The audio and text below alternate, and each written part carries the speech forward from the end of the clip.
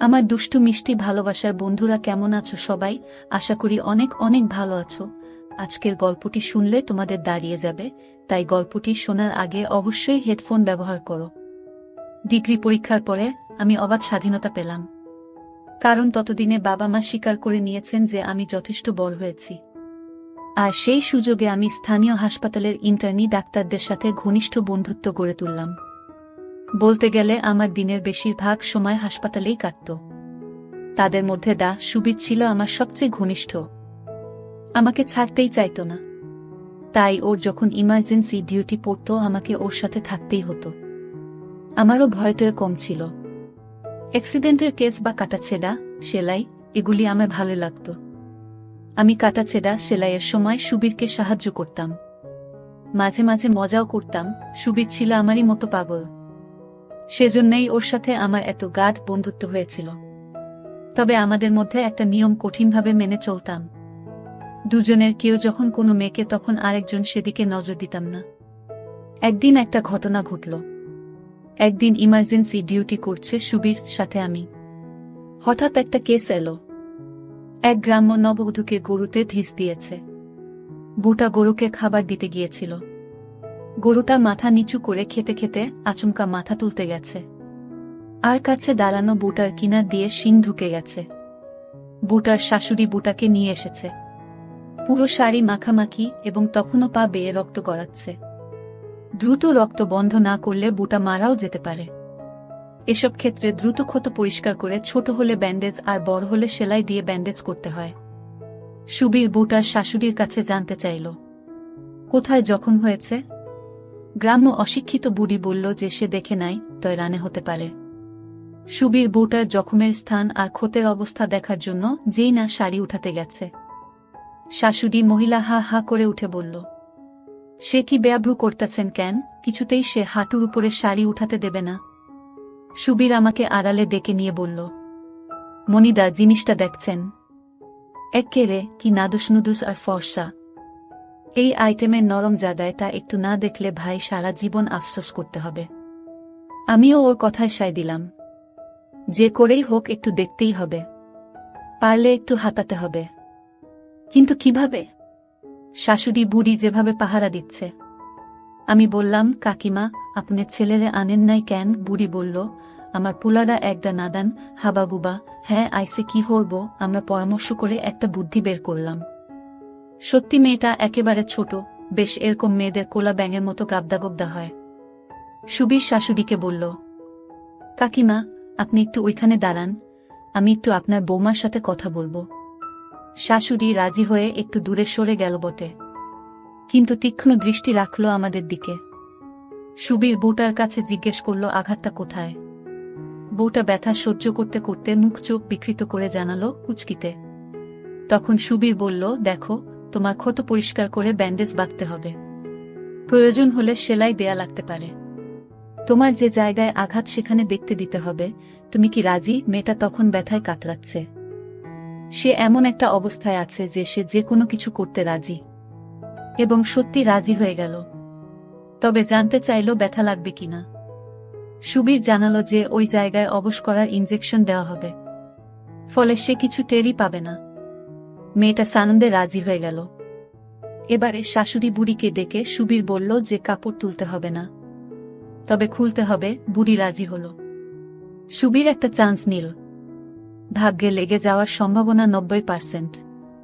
বুড়িকে বলল, আপনি রক্তটক্ত দেখে ভয় পান না তো? বুড়ি বলল, না না বাবা, আমার মাথা গুড়ায়, ওসব কাটা ছিটা আমি দেখবার পারমু না। আমরা এটাই চেয়েছিলাম। স্ট্রেচার টেবিলটা মোটা পর্দা দিয়ে আড়াল করা, তাছাড়া দরজায় ওয়ার্ড বয় আছে, কাউকে ঢুকতে দেবে না। সুবীর বুড়িকে উল্টো দিকে ঘুরিয়ে তুলে বসিয়ে তাকে বলল, আপনি আপনার বৌমার হাঁটুর ওখানে শক্ত করে ধরে রাখেন, বেশি ভয় করলে চোখ বন্ধ করে থাকেন। বুড়ি নিশ্চিন্ত হল যে তার বৌমাকে আমরা বেয়াব্রু করতে পারব না। অথচ গ্রাম্য অশিক্ষিত বোকা মহিলা এটা ভাবল না যে কেবল নিচ থেকে উল্টিয়েই বের করা যায় না, ফিতে খুলে উপর থেকেও বের করা যায়। বুটা ব্যথায় সমানে কাতরাচ্ছে। স্ট্রেচার টেবিলের মাথার দিক একটু ঢালু করে দিল সুবীর, যাতে বুটা দেখতে না পায় আমরা কি করছি। আরও নিশ্চিন্ত হওয়ার জন্য সুবীর বুটাকে বলল চোখ বন্ধ করে রাখতে। বুটা সত্যি সত্যি হাত দিয়ে চোখ ঢেকে শুয়ে রইল। সুবীর আমাকে কাজে লেগে যেতে বলল। আমি আলতো করে বুটার শাড়ি সরিয়ে বের করলাম। ওফ কি সুন্দর মোলায়েম, ওখানেই 2 দিন কাটিয়ে দেওয়া যায়। তারপর ফিতে টেনে খুলে লুজ করে নিচের দিকে নামিয়ে দিতেই নরম জায়গাটা বেরিয়ে পড়ল। সত্যিই অপূর্ব সুন্দর, ফোলা ফোলা, চেরাটা গভীর, নদীর পাড়ের সাথে তুলনা করা যায়। তবে উপর দিক এবং কুচকির পাশে ঘন কালো, কোকড়ানো, লম্বা ঘাসে ঢাকা। গরুর শিংটা ঢুকেছে ঠিক কুচকির ভিতর দিয়ে। ক্ষতটা গভীর, সেলাই লাগবে। সুবীর আগে একটা ইনজেকশন লাগালো। 1 থেকে 10 গুনতেই জায়গাটা অবশ হয়ে গেল। বুটার কাছে ক্ষতে টিপ দিয়ে জানতে চাইলাম সে কিছু টের পাচ্ছে কিনা। মাথা নাড়িয়ে জানালো, না। সেলাই দিতে হলে জায়গাটা পরিষ্কার করতে হবে। আমি ব্লেড দিয়ে ঘাস কামাতে লাগলাম। মাথায় দুষ্ট বুদ্ধি এলো। শুধু ওই জায়গাটুকুই কেন, পুরো কামিয়ে চকচকে করে তুললাম। সত্যি দেখার মতো। টিপে টুপে দেখলাম তুলতুলে নরম। ছোট্ট মাথাটা নাড়লাম। অবশ থাকায় কিছুই টের পেল না বুটা। পরে সুবীর ক্ষতটা সেলাই দিল। ঠাট্টা করে বলল, মনিদা, দেব নাকি সেলাই করে? বুড়ির ছেলেটা যেয়ে দেখবে দরজা বন্ধ, হা হা হা হা। সুবীরের সেলাই দেওয়া শেষ হলে আমি বুটার দিলাম দারুণ। আমি বুটাকে জিজ্ঞেস করলাম, আমি তোমাকে, তুমি কি কিছু টের পাচ্ছ? বুটা এদিকে ওদিকে মাথা নাড়িয়ে না জানালো। অবশ্য ও সারাক্ষণ চোখ বন্ধ করে রেখেছিল। আমি আরো মজা করার জন্য ওর শাশুড়িকে বললাম, শুনছেন বুড়িমা, আপনার বৌমার ব্যথা একেবারে সেরে গেছে। আমি আপনার বৌমাকে, কিন্তু সে কিছু টের পাচ্ছে না। শাশুড়ি কথাটা লুফে নিয়ে বলল, কি কইলা বাবা, যাই তাই করো না বাবা। দেখো বুড়ার যেন কোনো কষ্ট না থাকে। বড়লক্ষ্মী বউ আমার। আমি হাসতে হাসতে বললাম, না না বুড়িমা, কিছু করতেছি না। আসলটা ইডা একরকমের চিকিৎসা। ও আপনি বুঝবেন না। তাইলে আপনার বৌমা আরো পাইত। সুবীর আমার দিকে তাকিয়ে হাসতে লাগল। বুড়ি বলল, তয় তাই করো না বাবা। সিদাই যদি বালা হয়। আমি বললাম, এখন এই অবস্থায় ওটা করা যাবে না। পরে আপনার বৌমার সাথে কথা বলে যদি সে সেই চিকিৎসা নিতে চায় তখন দেয়া যাবে। ব্যথাটা একটু কমুক, ঘাটা সারুক, তারপর। গ্রাম্য অশিক্ষিত সরল বুড়ি কিছুই না বুঝে বলল, আচ্ছা বাবা, তোমাগো অনেক দয়া। সুবীরকে ইংরেজিতে বললাম, যে করেই হোক এই বুটার নরম নরম সুন্দর আমার খুব লোভ হয়েছিল। সুবীরকে সেটা বলাতে সুবীর বুটাকে বলল, প্রতিদিন একবার এসে ড্রেসিং করায় নিয়ে যাবা। 5 দিন পর সেলাই কাটতে হবে, ঘাস শুকাতে আরো 3-4 দিন লাগব। এ কয়দিন তোমাকে একটু কষ্ট করে আসতে হবে।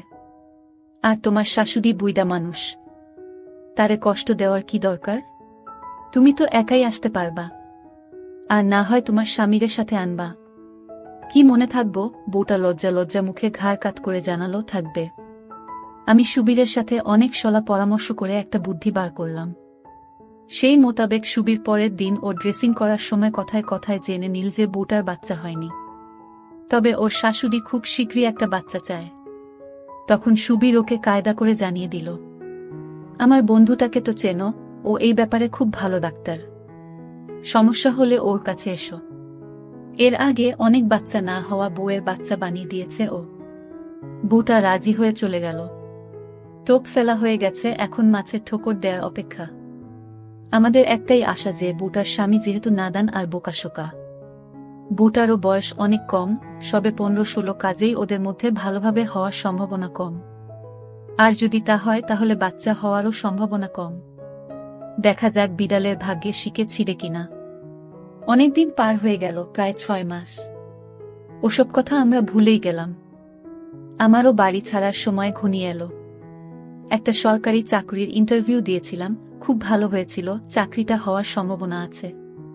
একদিন সকালে আমি ক্যান্টিনে চা খেতে গেলাম। সুবীর ডিউটিতে ছিল।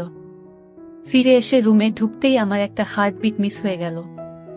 দেখি সেই বুটা আর তার শাশুড়ি সুবীরের সামনে বসা।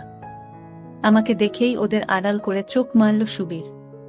ওদেরকে বলল, ওই যে এসে গেছে আপনাদের ডাক্তার সাহেব, যান ওর সাথে কথা বলেন।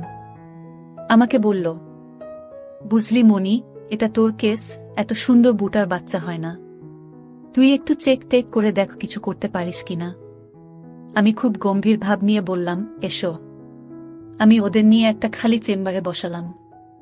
ওই চেম্বারে ডাক্তারের পদ খালি ছিল, কাজেই কারো আসার সম্ভাবনা ছিল না।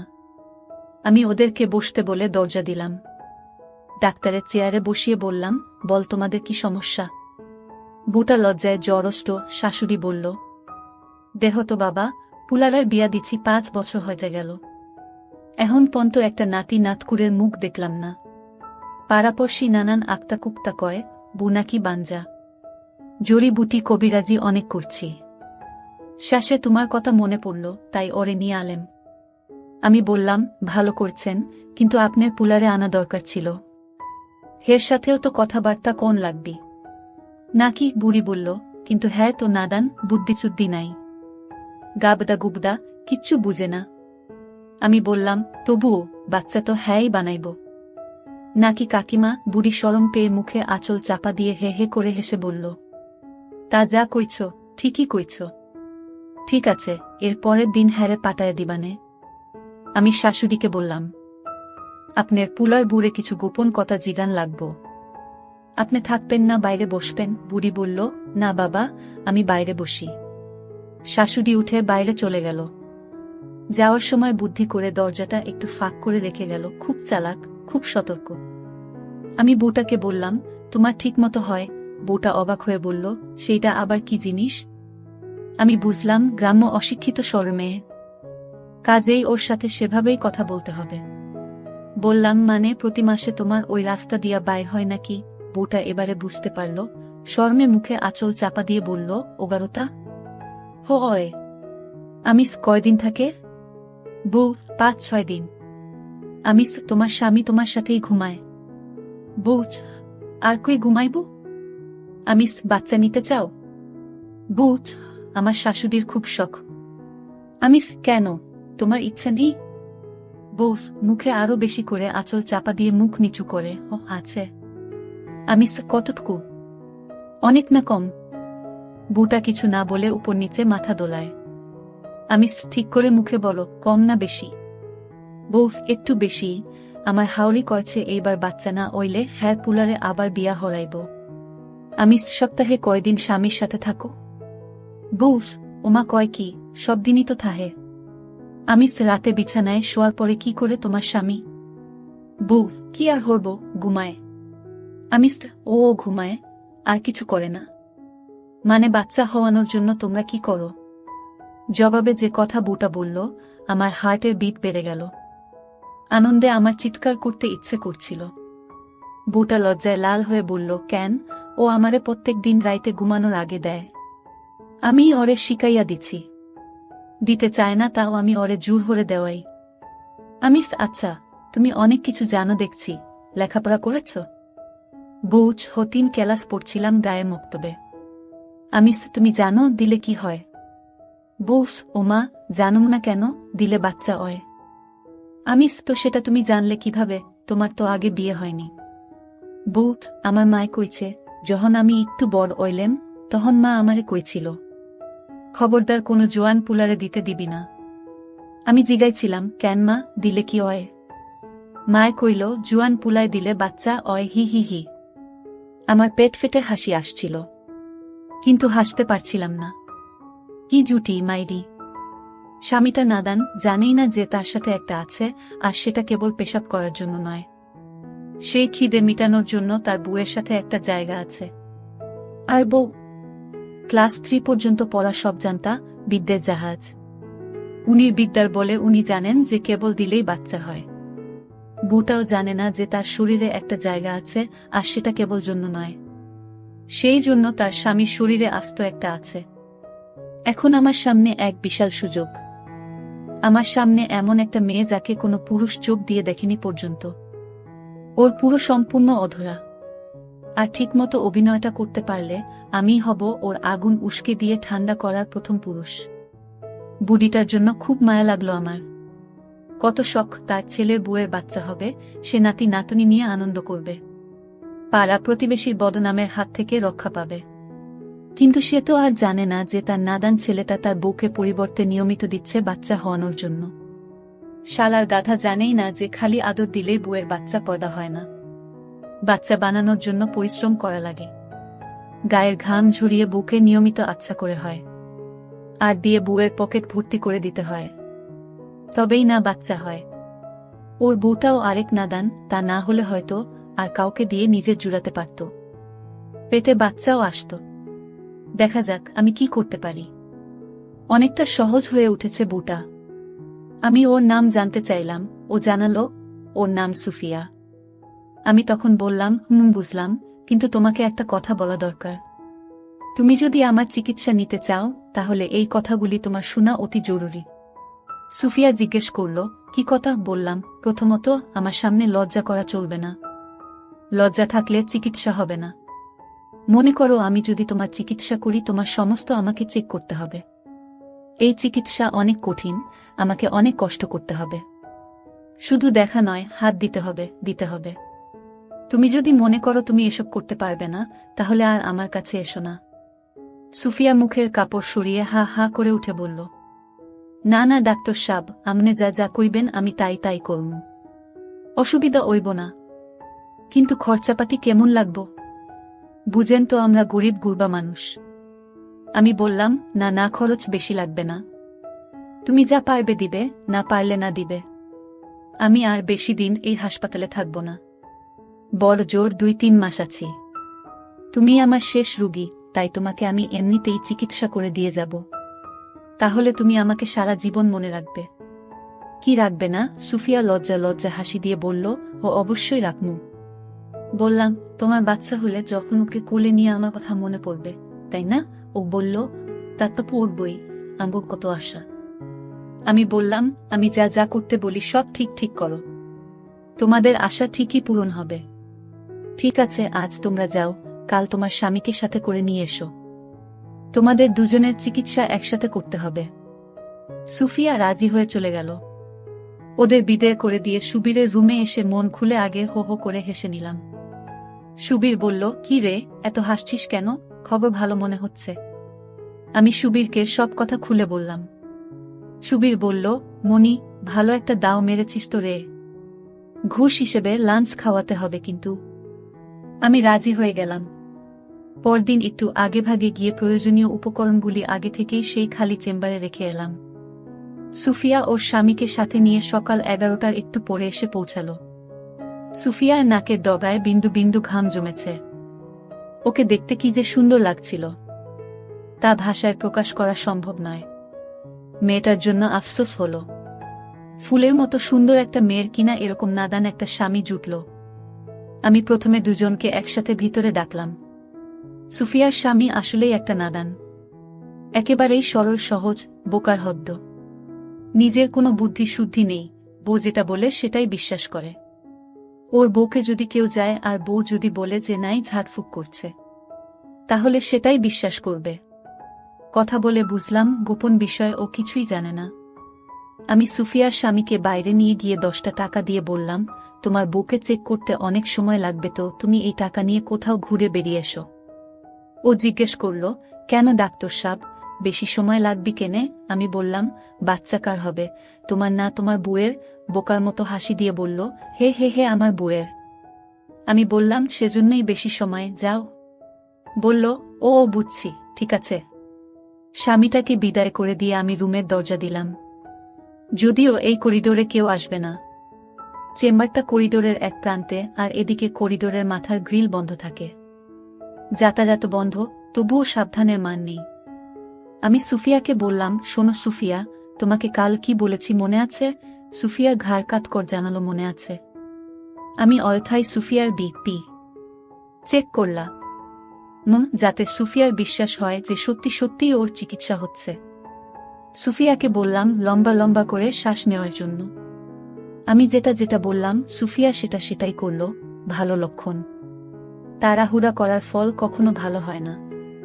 নিজেকে সাবধান করলাম, কোনো তাড়াহুড়ো নয়, ধীরে ধীরে। তাড়াহুড়ো করলে সুফিয়ার সন্দেহ হতে পারে, আর সন্দেহ হলে হয়তো আর নাও আসতে পারে আমার কাছে।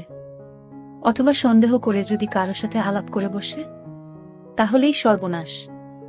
আমি সেদিনই ওকে এ ব্যাপারে কৌশলে নিষেধ করে দিলাম। যাতে বাচ্চা আসার আগ পর্যন্ত ও কাউকে কিছু না বলে।